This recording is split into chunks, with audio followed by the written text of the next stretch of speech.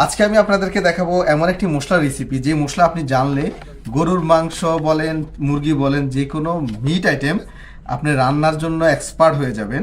এই মশলাটা কিভাবে সহজে আপনি বাসায় তৈরি করবেন এবং এই মশলার প্রত্যেকটার কি ধরনের মাপ আপনি ব্যবহার করবেন A to Z এই ভিডিওর ডিটেলসে আমি আপনাদেরকে এক্সপ্লেন করার চেষ্টা করব। এবং এই মশলাটা আপনি সংরক্ষণ করবেন কিভাবে এবং কতদিন পর্যন্ত সংরক্ষণ করে রাখতে পারবেন, সম্পূর্ণ ভিডিওতে থাকছে ফুল ইনফরমেশন। সো দেরি না করে আজকের ভিডিও আমি শুরু করতে যাচ্ছি। তার আগে আমি একটা কথা বলে নেই, এখানে আমরা যে স্পাইসিগুলো ইউজ করতেছি আমরা সহজেই বলি এই স্পাইসি যখন পাউডার হয়ে যায় আমরা গরম মশলা বলি। গরম মশলা মানে তো বুঝেন একটু জাল হবে। তো এখানে দুই ধরনের স্পাইসি আছে, একটা হচ্ছে শুধু ফ্লেভার ছড়ায় মানে গ্রান ছড়ায়, আরেকটা হচ্ছে ঝাল ছড়ায়। আর কিছু মশলা আছে ফ্লেভার এবং ঝাল স্পাইসি দুইটাই ছড়ায়। সো আমি আপনাদেরকে এক্সপ্লেন করব যে কোন মশলা ঝাল হয়, কোন মশলা ফ্লেভার হয় এবং কোন মশলা ঝাল এবং ফ্লেভার দুইটাই হয়। আবার অনেকেই হচ্ছে আরও অন্যান্য মশলাও ব্যবহার করে, আমি ওই ধরনের মশলা ব্যবহার করি না, এটা আমার সিক্রেট একটা রেসিপি। বাট আপনাদের জন্য এটা সিক্রেট না, কারণ আমি চাই আপনারা ভালো রান্না করেন এবং রান্না এক্সপার্ট হয়ে যান। সো এখানে আমি যে মশলাগুলো নিয়েছি আমি একটু প্রথমে একটু এক্সপ্লেন করে নিই। এটা হচ্ছে কালো গোলমরিচ, আমি গ্রাম ফরও বলতেছি, এটা হচ্ছে কালো গোলমরিচ। তারপরে নিয়েছি আমি সাদা গোলমরিচ, হোয়াইট পেপার যেটাকে বলি, আর এটা হচ্ছে ব্ল্যাক পেপার। আর এই জিনিসটা হচ্ছে খুবই ইন্টারেস্টিং একটা ব্যাপার, এটা হচ্ছে পিপল বলি আমরা, পিপল। এটা খুবই ঝাল, এটা অনেক স্পাইসি হয়। তারপরে সবাই আমরা জানি জয়িত্রী, জয়িত্রী নিয়েছি। তারপর নিয়েছি এটা হচ্ছে নাটমিগ, যেটাকে আমরা জয়ফল বলে থাকি। তারপর নিয়েছি এখানে এলাচি আছে, কার্ডামন, আর এখানে দারচিনি নিয়েছি, সিনামন। এটা হচ্ছে কাবাব চিনি, এটা নর্মালি কাবাব চিনি বলে থাকি। তারপর এটা হচ্ছে লং, লং। আর এখানে যেই কমন যে তিনটা মশলা সেটা হচ্ছে ধনিয়া, জিরা এবং তেজপাতা, আমরা সবাই এটার সাথে পরিচিত।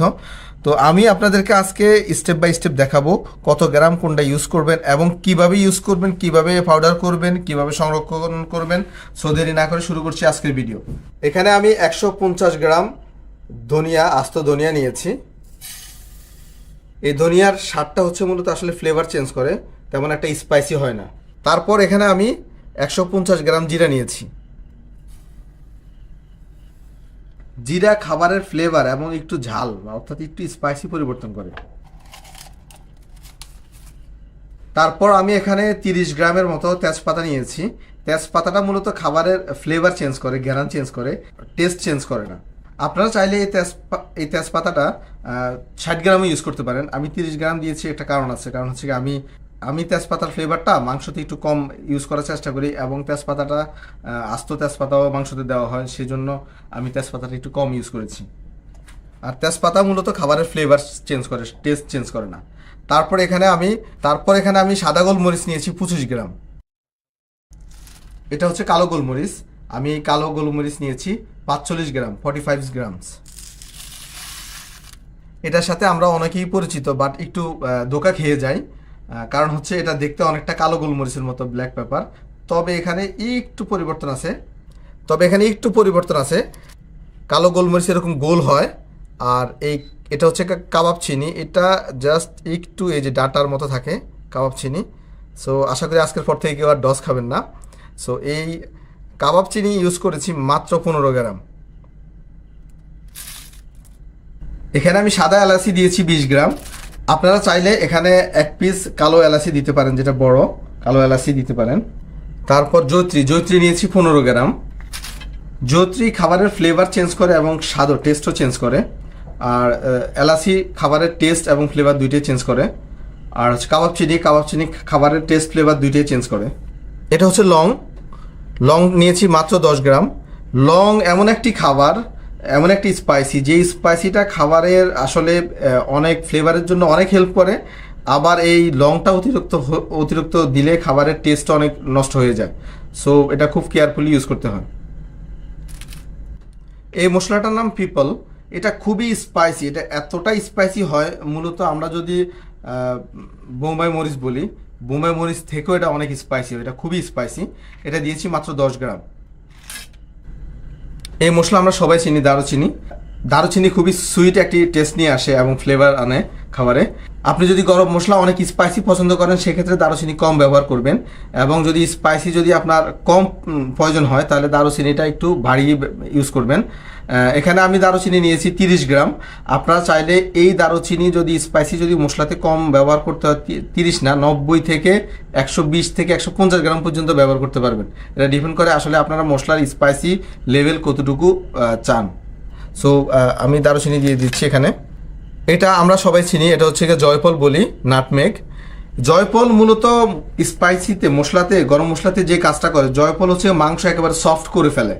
আপনি যে এ পর্যন্ত যতগুলো মশলা দেখেছেন এখানে কোনো মশলাই মাংস সফট করবে না। আপনি এই একমাত্র জয়ফল যদি আপনার গরম মশলাতে থাকে সেক্ষেত্রে আপনার মাংস দ্রুত সিদ্ধ হবে। এবং জয়ফল কিন্তু যথেষ্ট পরিমাণ স্পাইসিও বটে এবং ফ্লেভারও বটে।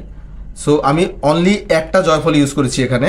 যদি জয়ফলের সাইজ ছোট হয় সেক্ষেত্রে আপনি দুইটাও ব্যবহার করতে পারেন। আমি এখানে অনলি একটা জয়ফল ব্যবহার করেছি।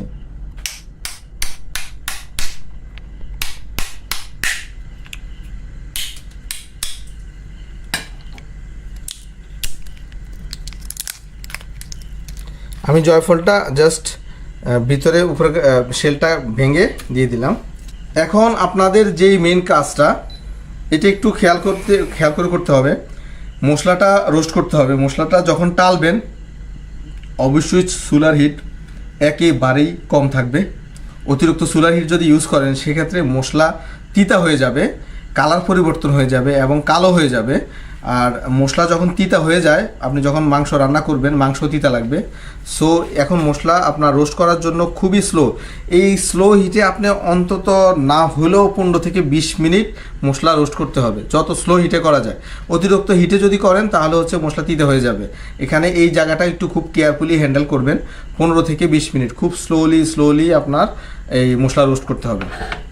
আবার আপনারা এটাও করতে পারেন, বাসায় যদি ওভেন থাকে সেক্ষেত্রে ওভেনে জাস্ট একটা ট্রেতে নেবেন, নিয়ে জাস্ট একদম স্লোলি 100 ডিগ্রি সেলসিয়াস তাপমাত্রায় 100 ডিগ্রি সেলসিয়াস তাপমাত্রায় মাত্র 2 ঘন্টা দিবেন। 100 ডিগ্রি সেলসিয়াস মাত্র 2 ঘন্টা দিবেন। দেওয়ার পরে হচ্ছে গিয়ে দেখবেন যে সবগুলো একেবারে ক্রিস্পি হয়ে গেছে। তারপর ব্লেন্ডার করে নেবেন। আমি এখানে মশলার দ্বিতীয় স্টেপটা বলবো, মশলাটা কিভাবে সংরক্ষণ করবেন এবং কতদিন পর্যন্ত সংরক্ষণ করে রাখতে পারবেন। সো এই স্টেপগুলো আমি আপনাদেরকে আজকে শেয়ার করব। সো ভিডিওটি স্কিপ না করে পুরো ভিডিওটি দেখবেন। আশা করি একটা মশলার ভিডিও আপনার সবসময় রান্নার জন্য হেল্প হয়ে থাকবে। আমি নাড়ানোর সুবিধার্থে একটি জাস্ট কড়াইয়ের মতো একটা পট নিয়ে নিয়েছি।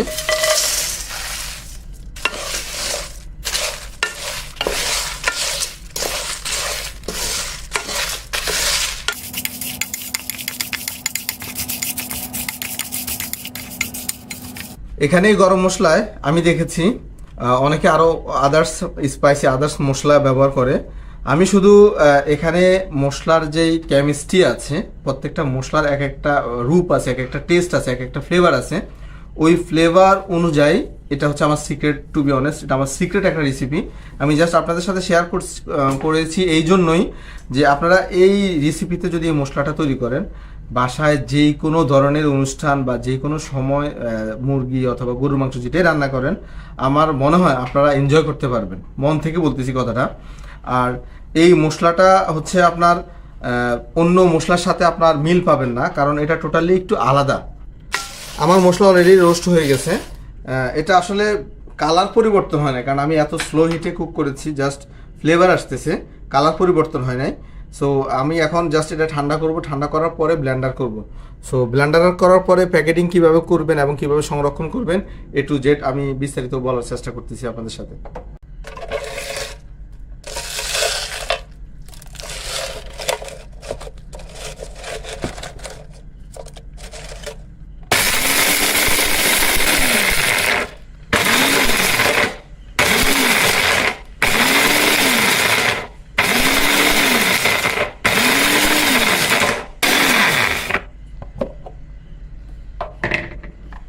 বড় ভাই পরে চেঞ্জ করেন, সমস্যা নেই। ও মাই গড, এটা এতটা স্ট্রং ফ্লেভার। দেখতে পাচ্ছেন মশলা একেবারে পাউডার হয়ে গিয়েছে।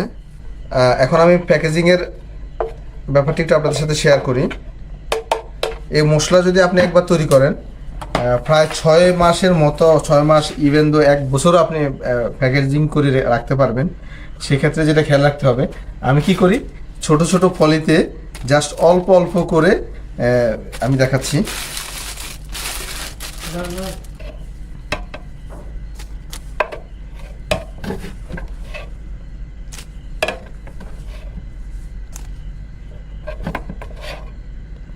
আমি কি করি, এরকম ছোট ছোট পলিতে জাস্ট মনে করেন আমি 2 কেজি মাংস রান্না করব, ম্যাক্সিমাম 2 কেজি মাংস রান্না করার যে মশলা লাগবে, এই এমন ছোট ছোট করে জাস্ট আমি পলিথিনে মোড়ায়ে আমি পেঁচিয়ে তারপরে গিটটা দিয়ে রেখে দিই। এতে করে কি হয়, আমার জাস্ট এটা এই মশলা আমার একবারেই পলিথিন খোলা হয়, আর একবারেই যখন আমি ইউজ করি তখন একবারে আমার মশলাটা শেষ হয়ে যায়। মশলাতে বাতাস ঢুকে না, মশলার ফ্লেভার ভালো থাকে এবং এই মশলা আর সহজে নষ্ট হয় না। সরি, আপনারা নর্মালি কি করেন, মশলা পাউডার করার পরে একটা বড় একটা ডিব্বা বা একটা কৌটাতে রাখেন, আমি শিওর, তারপরে ওখান থেকে ব্যবহার করেন। সেই ক্ষেত্রে কি হয়, একবার দুইবার যখন কৌটাটা খোলা হয় মশলার ফ্লেভারটা কিন্তু কমে যায়। যার কারণে আমি সাজেস্ট করবো, এটা হচ্ছে সবচেয়ে বেস্ট আইডিয়া, যে আপনি জাস্ট ছোট ছোট ফলি কিছু রাখবেন, রাখার পর মশলা যখন একবার তৈরি করবেন, কারণ এই মশলাটা অনেক দামি, সো এই মশলাটা একবার যখন তৈরি করবেন কম তৈরি করা সম্ভব হয় না। এই জন্য আমি বলবো যখনই একবারে তৈরি করবেন এরকম ছোট ছোট ফলি করে তারপরে রেখে দিবেন। সো আশা করি আজকের ভিডিও আপনাদের কাছে অনেক ভালো লেগেছে।